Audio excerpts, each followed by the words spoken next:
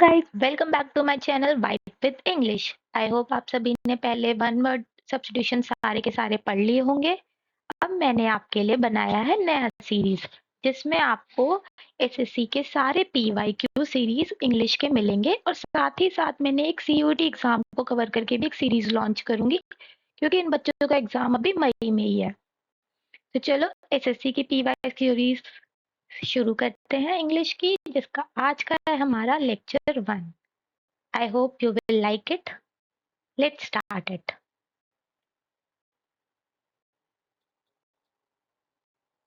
So हमारा first question है fallacy.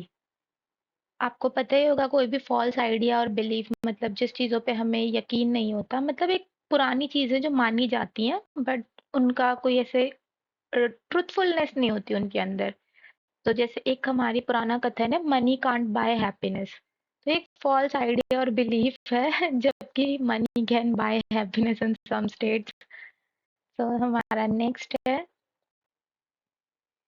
This is antonym बताना है सिक्योर का। सिक्योर मतलब किसी को बचा के प्रोटेक्ट करके रखना, तो इसका ऑफ कोर्स अपोजिट होगा हमारा अटैक, यानी किसी को मारना। सिक्योर इज बचाना, अटैक इज मारना।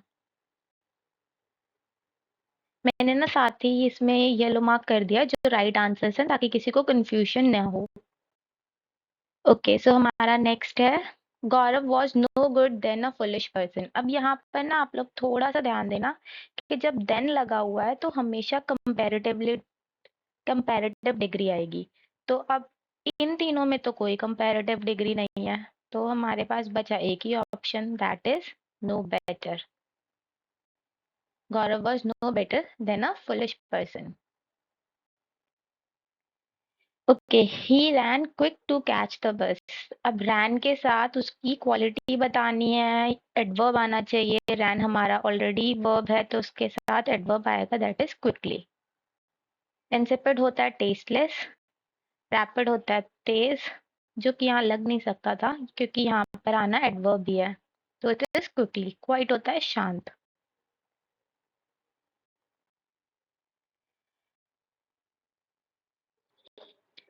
ओके सो हमारा नेक्स्ट क्वेश्चन है एक्विज। एक्विज का सिनोनिम बताना है। एक्विज होता क्या है? किसी भी चीज पे एग्री कर लेना और मान जाना बिना किसी भी रिलक्टेंसी के, मतलब किसी भी दबाव या किसी मना करने के बजाय आप किसी चीज को हाँ में हाँ मिला लेते हो। और कॉन्कर भी होता है हमारा एग्रीमेंट। तो ये हो गया इसका सिनोनिम। थ्वाट होता है रोकना। सीज भी हो जाता है मतलब सब कुछ बंद कर देना।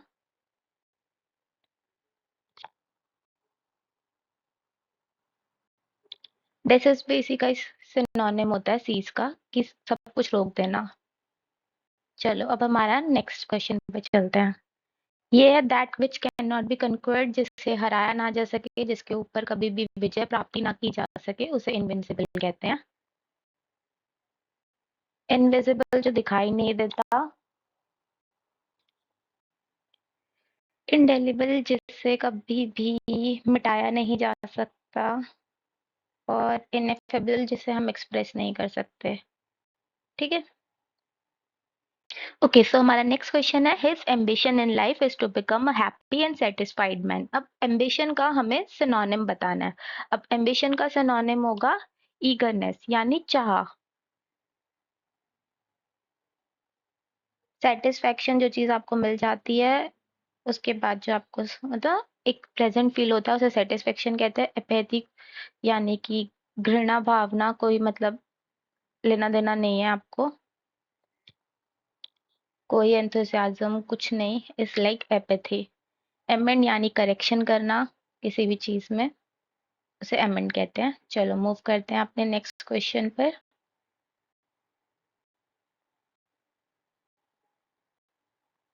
The renowned publisher decided to withdraw a book from the market. No one was interested in the book as the arguments presented were.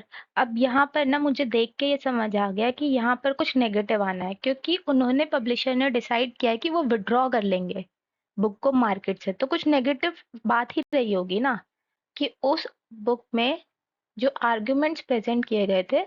अब यहाँ पर लिखा high and mighty. High and mighty का मीनिंग क्या होता है? अब यहाँ पर है हमारे सामने first option high and mighty. अब हाई एंड माइटी तो हो नहीं सकता, वो खुद को सेल्फ इम्पोर्टेंट लोग होते हैं ना, खुद को ही समझते हैं, होलियर देन दाउ एटीट्यूड, मैंने जो किया है वो सही है। तो ऐसे ही हाई एंड माइटी भी ऐसे होता है सेल्फ इम्पोर्टेंट, जिसकी बहुत वर्थ होती है। तो अब ये, पर ये गुड सेंस में यूज होता है, ठीक है, ऐसे कि सेल्फ इम्पोर्टेंट दे रहा है। बट यहाँ पर हमें कुछ नेगेटिव चाहिए। आउट ऑफ द वुड्स हो गया हमारा। अब आउट ऑफ द वुड्स हो गया कि वो डिफिकल्टी से बाहर था, तो अब ये भी यहाँ पे कोई सेंस नहीं बनाता।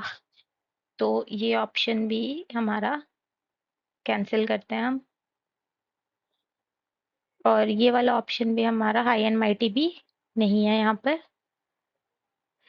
अब अंडर द रोज भी पढ़ लेते हैं। अंडर द रोज होता है कि सीक्रेट में होना, ठीक है, तो ये भी हमारा नहीं हो सकता। तो बचा बिसाइड द मार्क। अब बिसाइड द मार्क का मीनिंग क्या होता है ये तो पता हो गया हमें कि ये इसका आंसर है, पर इसका मीनिंग होता है इररेलेवेंट। तो इसका मतलब no one was interested in the book as the arguments presented were irrelevant. मतलब बेकार ही थे, तुच्छ थे, कुछ लेना देना ही नहीं था। They are irrelevant. चलो मूव करते हैं नेक्स्ट क्वेश्चन पे। रिसीव होता है लेना। अब इसका हमें एंटोनिम बताना है। अब एंटोनिम क्या होगा आपका? रिवॉर्ड भी आप, रिसीव आपने किसी से, अब रिसीव होता है किसी से खुशी खुशी प्रेजेंट लेना, कुछ भी ऐसे ना सामान लेना, उसे रिसीव कहते हैं। कई बार आप किसी को लेने जाते हो और बोलते नहीं कि मैं उसे रिसीव करने गया था। और एक्साइल होता है किसी को बाहर निकाल देना। तो ये इसका एंटोनिम हो गया। एक्साइल किसी को बाहर फेंक देना, और रिसीव किसी को लेने जाना ऐसे खुशी से। ओके, सो अब हमारे सामने आ जाता है passive voice. Sonam does not like bananas. अब पैसिव वॉइस का रूल तो आपको पता होगा कि पहले हमारा जो ऑब्जेक्ट है वो सब्जेक्ट के तौर पे बनेगा बनानास। अब बनानास के साथ इज तो नहीं लगेगा, और यहाँ बनानास है, यहाँ बनाना दे रखा है, तो पहले ही गलत हो गया। अगर हमारा एक्टिव पैसिव में वर्ब हमारी इज एम आर या प्रेजेंट है, तो वही वर्ब हमारी यहाँ लगेगी। हैव और हैड नॉट लगाने की जरूरत नहीं है। ये प्रेजेंट परफेक्ट में चेंज नहीं होगा, उसी में ही रहेगा। तब उसके साथ आर आएगा, क्योंकि ये हमारा प्रेजेंट की बात कर रहा है ना, प्रेजेंट इंडेफिनिट। तो हमारा यहाँ पर आर आएगा। अब नॉट एज इट इज, और हमेशा इस वर्ब की थर्ड फॉर्म लगती है। इज एम आर के बाद third form, then by Sonam. तो bananas are not like by Sonam, ये हमारा सही ऑप्शन है। बाकी मैं जब एक्टिव पैसिव कराऊंगी तो और अच्छे से इसको समझा भी दूंगी। मैं साथ ही साथ ना यहाँ पे ब्रैकेट में आपको रूल भी लिखवाया करूंगी नेक्स्ट वाली सीरीज में से। अब इस वाली सीरीज में तो ये हो गया, मैं नेक्स्ट वाली सीरीज में आपको साइड बाय साइड उन्हीं चीजों के रूल्स भी करवा दूंगी, ताकि हम जितने क्वेश्चन करें ना उतना कम से कम सही से प्रिपेयर कर लें कि हमें ये तो आता है, इसके सारे कंसेप्ट पता ही हैं। अ, ये है हमारा, एक्चुअली कुछ ज़्यादा ही छोटा हो गया है, इसका साइज बढ़ाना पड़ेगा, तो इस क्वेश्चन को थोड़ा बाद में अटेम्प्ट करते हैं। अब इस क्वेश्चन में दे रखा है कि इंडियन माइथोलॉजी में मोस्ट ऑफ द असुर विश करते थे कि वो कभी ना मरे। अब जो इंसान कभी नहीं मरेगा उसका हमें वन वर्ड बताना है, उसे कहते हैं इमॉर्टल, जो हमेशा जिंदा रहेगा।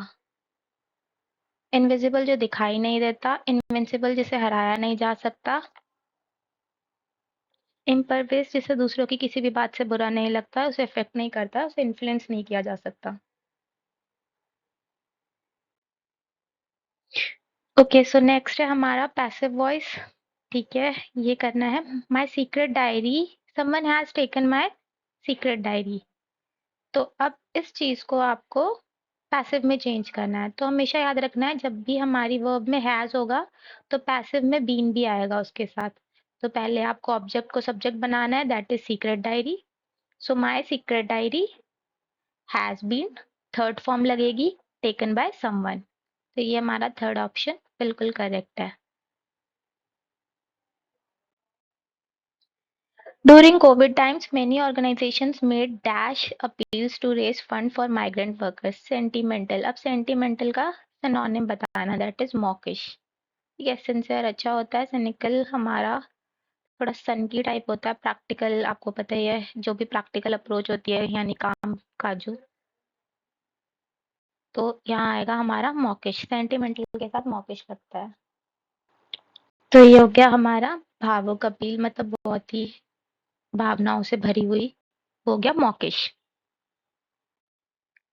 Okay, he is an atheist, जिस भी इंसान को भगवान में बिलीव नहीं होता उसको एथिस्ट कहते हैं। ये मैंने आपको वन वर्ड सब्स्टिट्यूशन में भी पढ़ाया था। तो ये आ गया हमारा one who does not believe in God. Next है, in my office all employees were different so I felt like a fish out of water. अब इस ये एक आपका ईडियम है, फिश आउट ऑफ वाटर। अब इसका आपको बताना है कि मीनिंग क्या होता है। फिश को जब हम बाहर निकाल देते हैं तो आपने देखा होगा कि वो बहुत ही ज्यादा अनकंफर्टेबल फील करती है। तो उसी तरह ये इसका आपका मतलब है अनकंफर्टेबल। वैसे छटपटाती रहती है ना, तो उसे कहते हैं अनकंफर्टेबल। गलत स्पेलिंग बतानी है। एम्बेरस की स्पेलिंग बिल्कुल सही है, अकरेंस की भी स्पेलिंग बिल्कुल सही है, अकोमोडेट की स्पेलिंग भी बिल्कुल सही है। गलत स्पेलिंग है इसकी, एक्सेलरेट की। अब इसमें गलती क्या है? सो एक्सेलरेट की स्पेलिंग में गलती क्या है? एल के बाद आएगा आपका यहाँ ए, ई नहीं आएगा, ए आएगा। मैंने ये हटा दिया। एक्सेलरेट में EXHILARAT, एक्सेलरेट आएगा। अब एक्सेलरेट का मीनिंग क्या होता है कि बहुत ही गुड मूड में होना। तो ये हो गया हमारा एक वर्ड जिसके साथ हमने मीनिंग भी कर लिया इसका। Okay, miss Shri Lakshmi musical intelligence is superior. Superior के साथ, इंफीरियर के साथ, किसी भी आर और के साथ आपका हमेशा टू आएगा। ठीक है, जूनियर टू, प्रायर टू। तो ये सारी चीज़ों को आपको ध्यान रखना है कि इनके साथ हमेशा टू आएगा। तो इस पार्ट में एरर है। सुपीरियर, जूनियर, प्रायर, इंफीरियर हमेशा अपने साथ फॉलो करेंगे टू के साथ। If I was the queen, ये मैंने आपको रूल्स में भी पढ़ाया था कि जब भी कोई विश आती है तो हमेशा आई के साथ यहाँ वर आएगा। If I were the queen, ये एग्जैक्ट सब्जेक्ट वर्ब एग्रीमेंट वाले 120 रूल्स में जो पहला लेक्चर मैंने आपको कराया उसमें ही बताया था मैंने। इफ के साथ जो भी विश आएगी वो हमेशा आपका वर्ब वर लेगी। इनकरेक्टली एक्सीड सही है, प्रोसीड सही है, सक्सीड सही है, प्रीसीड गलत है, डी के बाद ई आएगा। ई कैंसिल कर देना और डी के बाद ई लगा देना। Okay guys, thank you for watching. अब मैं नेक्स्ट आगे वाले क्वेश्चन कराऊंगी। इसी तरह हमारे सारे PYQs मैं लेक्चर में कंप्लीट करती जाऊंगी। Thank you for watching.